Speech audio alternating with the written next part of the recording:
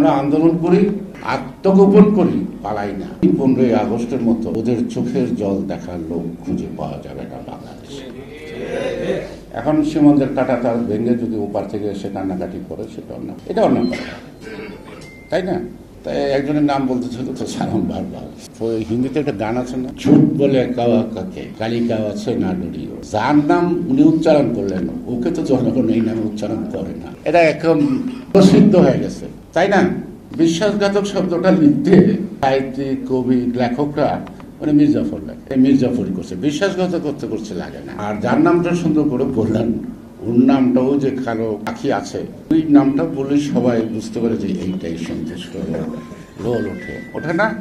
আমি মনে হয় এখনো বলবো তারা সব এখান থেকে ওই নাম স্লোগান শুরু করে দেব, ওই নাটকের মতো দাঁড়া মাথা কাকা করে বলতেছে, কিন্তু মূল কথার উত্তর দিচ্ছে এই ভণ্ডামি ইত্যাদি ইত্যাদি। যাই মূল কথার উত্তর তার মুখে আসবে না। আমি সেই কাদের সাহেবকে বলবো, আপনি প্রশ্ন রেখেছেন বাবু গয়েশ্বরচন্দ্র কোথায় লুকিয়ে ছিলেন, কোন দিনের কথা বলে, 71-এ নাই গত আন্দোলনের? আমি আপনাকে বলবো 71-এ আপনার পরিবার, আপনার বাবা, আপনার চাচার ভূমিকাটা কি ছিল বসুরহাটের মানুষের কানে কানে আছে।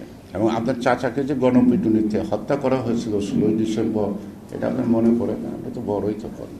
তো সুতরাং যেই পরিবারে বাংলাদেশ সৃষ্টির কোনো ভূমিকা নাই, পাল্টাটা আছে, মানে ভালো জানেন, আমি বলবো না কি করে। তার বাবা রাজাকার ছিল, স্বাধীনতা বিরোধী ছিল, তিনি তাই বাবাকে ঘৃণা, এটা বলি তো নাম ছিল। প্রত্যেকেই সত্যকে স্বীকার করছে, সৎ সাহস দেখান।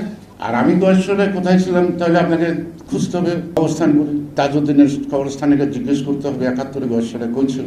ওই যে আপনাদের প্রধানমন্ত্রীর ছোট ভাই শেখ কামালের কবরের সামনে গিয়ে কান পেতে শুনতে হবে আমি কোথায় ছিলাম। আর অনেক কাজ যাদের কাছে গিয়ে আপনাকে ক্যাপ্টেন মনসুর গিয়ে শুনতে হবে আমি কোথায় ছিলাম, আমি কি কলকাতা ছিলাম না ভিতরে ছিলাম, সব কথাই জানতে পান। 11ই নভেম্বর যশোরের দক্ষিণাঞ্চল মুক্ত, 11ই নম্বর 16ই ডিসেম্বর সেই মুক্তাঞ্চলের কেশবপুরের প্রপারে আমরা মাইক লেখায় জনসভা করি। সেই জনসভায় প্রায় 50,000 উপরে লোক, ডুমুরিয়া, কেশবপুর, তালা এই অঞ্চলে।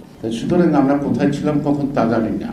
এই দলকে কোথায় ছিলাম সেটা হারুনকে জিজ্ঞেস করেন, আপনার ডিজিডিএফ এর প্রধানকে জিজ্ঞেস করেন, আপনার এনএসএ এর প্রধানকে জিজ্ঞেস করেন, আমাকে খুঁজে পেল না কেন? হয়তো পায় নাই, আপনার কোনো আপনজনের বাড়িতেও থাকতে পারে, সেই কারণে হয়তো তারা জেনেও না জানার ভান করে লুকিয়ে থাকতে পারে। সুতরাং এই জবাবগুলি আপনি খুঁজে নেন। আমরা আন্দোলন করি, আত্মগোপন করি, পালাই না। আন্দোলন পরিচালনা করার জন্য আত্মগোপন করি আমরা, কারণ আমাদের ওই যে আন্ডারগ্রাউন্ড পার্টিকে নৈজ করার অভ্যাস আছে, প্রকাশ্য জনগণের রাজনীতি করার অভ্যাস, পরনির্ভরশীলতা।